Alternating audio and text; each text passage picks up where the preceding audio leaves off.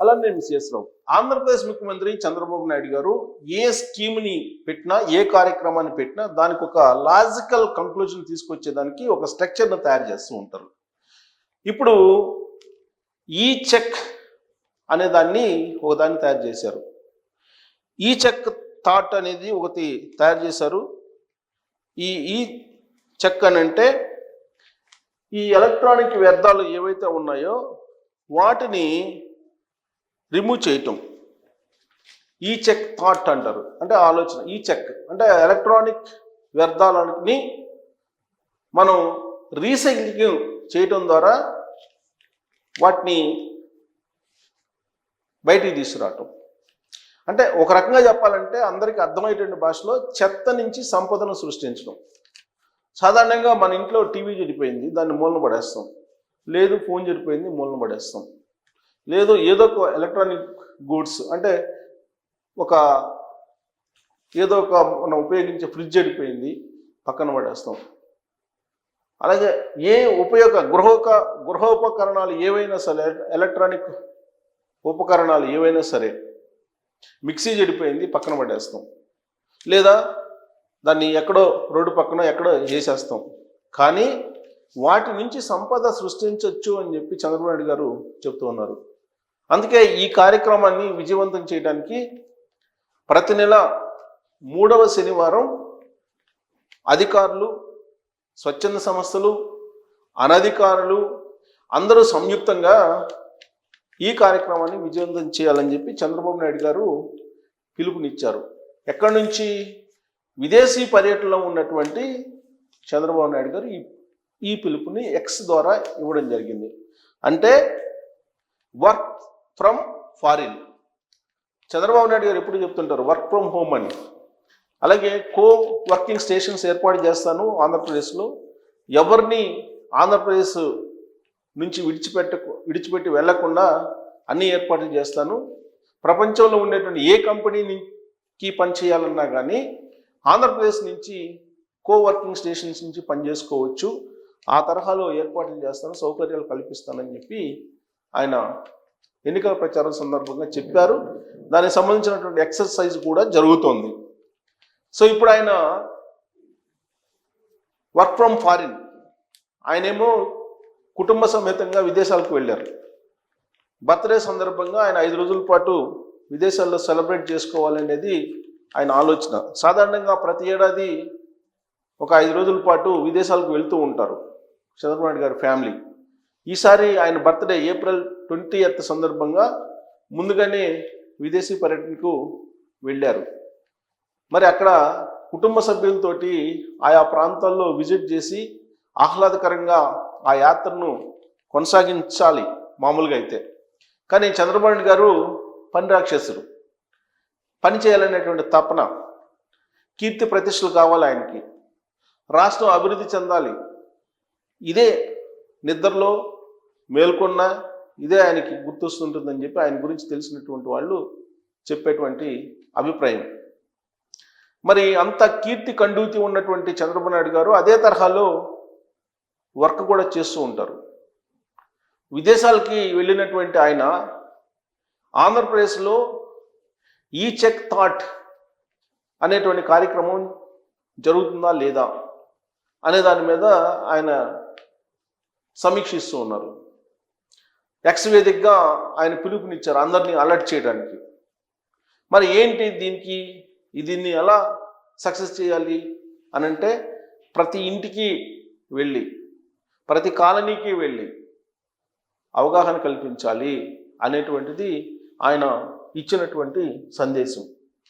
3R అనేటువంటి ఒక ఫార్ములాని తయారు చేశారు ఆయన ఈ కార్యక్రమాన్ని సక్సెస్ చేయడానికి. ఏంటంటే 3R అంటే ఒక R అంటేనేమో రిడ్యూస్, ఇంకొక R అంటేనేమో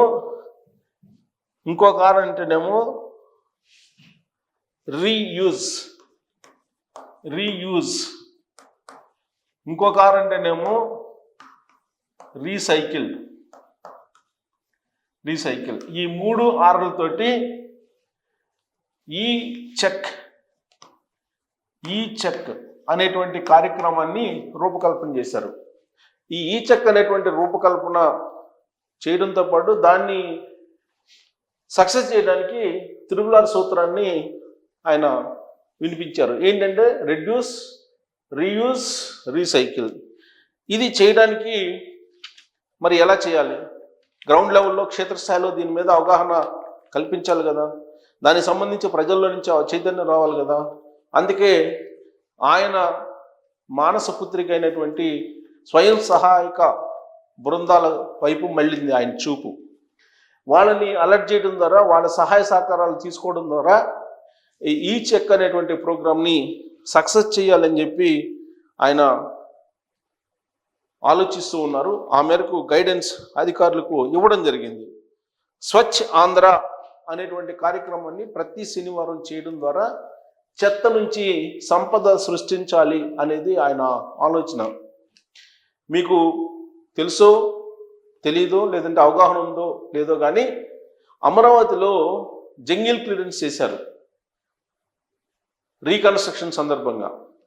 ఆ జంగిల్ క్లియరెన్స్లో కొన్ని రకాల బుషెస్ వాటిని తొలగించారు. జనరల్గా ఏం చేస్తారు, తొలగించినటువంటి వాటిని ఎక్కడో పడేసి వాటిని కాల్ చేస్తారు. కానీ చంద్రబాబు నాయుడు గారు అలా చేయలేదు. ఆ జంగిల్ క్లియరెన్స్ చేస్తే వచ్చినటువంటి వ్యర్థాలని విద్యుత్ ఉత్పత్తి కోసం ఉపయోగించాలా ఆయన అమ్మారు. ఆ వ్యర్థాన్ని కూడా అమ్మారు టెండర్ వేసి. దాదాపు 50 నుంచి 60 కోట్ల వరకు వచ్చిందని చెప్పి చెబుతున్నారు. ఆ ఖర్చు అంత అయితే ఆ ఖర్చు సరిపడా దాదాపు ఇంచుమించు అంతే వచ్చిందని అంటున్నారు. సాధారణంగా చెత్త నుంచి విద్యుత్తును తయారు చేసేటువంటి ప్రక్రియ ఉంది. అందుకే ఆ మొత్తం బుష్ క్లియర్ చేసిన తర్వాత వచ్చేటువంటి ఆ వ్యర్థాలన్నింటినీ కూడా ఆయన టెండర్ రూపంలో ఈ విద్యుత్ తయారు చేసేటువంటి కంపెనీలకు ఇచ్చారు అని అంటున్నారు. అందుకే చెత్త నుంచి సంపదను ఆయన సృష్టించడం అక్కడి నుంచే మొదలు పెట్టారు. ఇప్పుడు యాక్చువల్గా ఇప్పుడు ప్రపంచానికి ఉన్నటువంటి పెద్ద సమస్య రాబోయేటువంటి రోజుల్లో ఏంటంటే ఈ వ్యర్థాలు, అంటే ఎలక్ట్రానిక్స్ రూపంలో పోగుపడుతున్నటువంటి వ్యర్థాలు.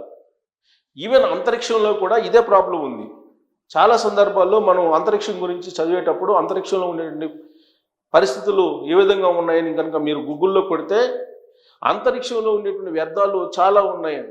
ఎందుకంటే ఇక్కడి నుంచి పంపించేటువంటి పరికరాలన్నీ కూడా అక్కడ చెడిపోయి అక్కడే ఉండిపోతున్నాయి.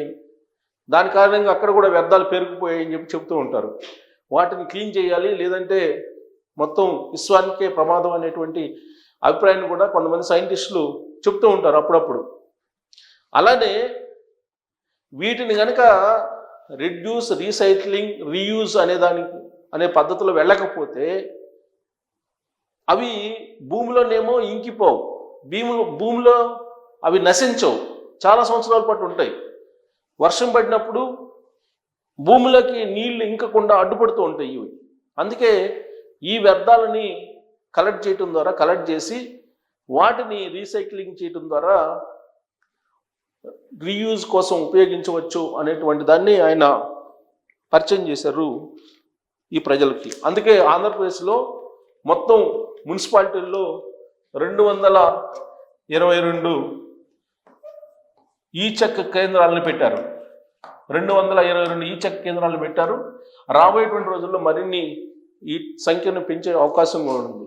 గ్రామీణ ప్రాంతాలతో సహా మున్సిపాలిటీలు, నగరాల్లో ఈ చెక్ థాట్ అనేటువంటి కార్యక్రమాన్ని విజయవంతం చేయాలి. లేదంటే రాబోయేటువంటి రోజుల్లో పొల్యూషన్ బారిన పడాల్సి వస్తుంది సమాజం. అందుకే కాలుష్య రహిత ఆంధ్రప్రదేశ్, స్వచ్ఛ ఆంధ్రప్రదేశ్ కావాలి అనేటువంటి ఉద్దేశంతో చంద్రబాబు నాయుడు గారు స్వర్ణాంధ్ర 2047 దిశగా రూపకల్పన చేసినటువంటి ఒక కార్యక్రమం ఇది ఈ చెక్ థాట్ అనేది. సో దీన్ని విజయవంతం చేయడానికి అవసరమైనటువంటి ఇన్పుట్స్ ఆయన ఇచ్చారు. మరి 3వ శనివారం ఇవాళ. అందుకే ఆయన విదేశాల్లో ఉన్నప్పటికి కూడా ఆయన ఈ ప్రోగ్రాం మీద సమీక్షిస్తూ ఉన్నారు. స్వచ్ఛ భారత్ అనే దాన్ని ప్రధాని నరేంద్ర మోడీ గారు ఎలా తీసుకున్నారో ఛాలెంజింగ్గా, అదే తరహాలో స్వచ్ఛ ఆంధ్రప్రదేశ్ అనే దాన్ని తీసుకొని స్వర్ణాంధ్ర 2047 దిశగా వెళ్ళాలి అని అంటే ఈ ఎలక్ట్రానిక్ గూడ్స్ ఏవైతే ఉన్నాయో వ్యర్థాలు, ఎలక్ట్రానిక్ వ్యర్థాలు, వాటిని ఖచ్చితంగా రిమూవ్ చేయటము, రెడ్యూస్ చేయటము, రీసైక్లింగ్ చేయటము అనేది చేయాలి. అందుకే త్రిబుల్ అనేటువంటి ఫార్ములా ద్వారా వీటన్నిటిని తీసుకెళ్ళి వాటిని ఖచ్చితంగా సంపద సృష్టించేలాగా ఈ వ్యర్థాలను ఉపయోగించుకోవాలనేది ఆయన ఆలోచన. మరి అధికారులు ఆ విధంగా ముందుకు కదిలేటువంటి ప్రయత్నం చేస్తున్నారు అని అంటే చంద్రబాబు నాయుడు గారి పాలసీలు కానీ, చంద్రబాబు నాయుడు గారి ఆలోచనలు కానీ, చంద్రబాబు నాయుడు గారి విజన్ కానీ అందరూ అర్థం చేసుకుని ముందుకు పోయేటువంటి పరిస్థితి ఉండదు. ప్రాథమికంగా ఆయన విజన్ పూర్తి స్థాయిలో ఎవరికి అర్థం కాదు, కొంతమందికి మాత్రమే అర్థమవుతుంది. మరి ఆయన చెప్పినటువంటి ఈ చెక్ అనేది చాలా వాల్యుబుల్ యాక్చువల్గా ఇప్పుడున్నటువంటి రోజుల్లో. ఎందుకంటే కంప్యూటర్స్ దగ్గర నుంచి, మౌజుల దగ్గర నుంచి ప్రతిదీ ఎలక్ట్రానిక్ గూడ్స్ మన ఇంట్లో పోగుబడి ఉంటాయి. అన్ని వ్యర్థాల కంటే ఎలక్ట్రానిక్ వ్యర్థాలే ఎక్కువ ఉంటాయి.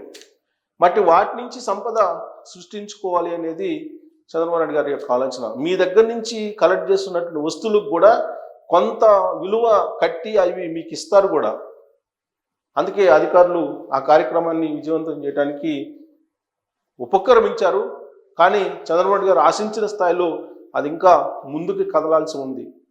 అది విజయవంతం కావాలంటే స్వయం సహాయక బృందాలు క్షేత్రస్థాయిలో చురుగ్గా పనిచేయాలి. వాళ్ళ మీదనే ఇప్పుడు చంద్రబాబు నాయుడు గారు ఆశలు పెట్టుకున్నారు. సో రాబోయేటువంటి రోజుల్లో ఆయన ఈ కార్యక్రమాన్ని మరింతగా వేగంగా ముందుకు తీసుకెళ్లాలంటే ఏం చేయాలనేది మీరు కూడా సూచనలు చేయొచ్చు. Thank you.